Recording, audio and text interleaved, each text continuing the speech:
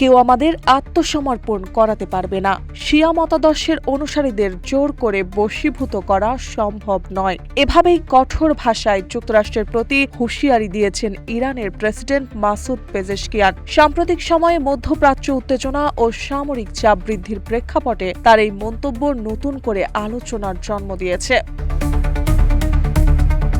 এর আগে প্রাণঘাতী শক্তি প্রয়োগের সম্ভাব্য মার্কিন হুমকি এবং আঞ্চলিক সামরিক তৎপরতা নিয়ে দুই পক্ষের মধ্যে উত্তেজনা বাড়তে থাকে। বিশেষ করে কৌশলগত জলপথ হরমুজ প্রণালী নিয়ে টানাপোড়েন পরিস্থিতিকে আরো জটিল করে তোলে। এই প্রেক্ষাপটে পেজেশকিয়ান ইরাকের প্রধানমন্ত্রীর সঙ্গে ফোন আলাপে আঞ্চলিক স্থিতিশীলতা বজায় রাখা এবং মধ্যপ্রাচ্য থেকে সামরিক হুমকি প্রত্যাহারের আহ্বান জানান। তিনি বিষয়টি সামাজিক যোগাযোগ মাধ্যম এক্সেও তুলে ধরেন।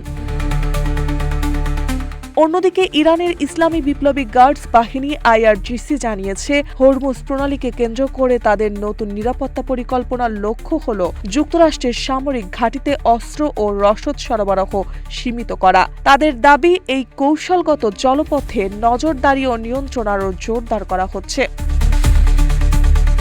বিশ্লেষকদের মতে, চলমান উত্তেজনা ও সম্ভাব্য আলোচনার মাঝেই হরমুজ প্রণালীর নিয়ন্ত্রণ এখন যুক্তরাষ্ট্র ইরান সম্পর্কের সবচেয়ে স্পর্শকাতর ইস্যুতে পরিণত হয়েছে, যা ভবিষ্যৎ পরিস্থিতির গতিপথ নির্ধারণ করতে পারে।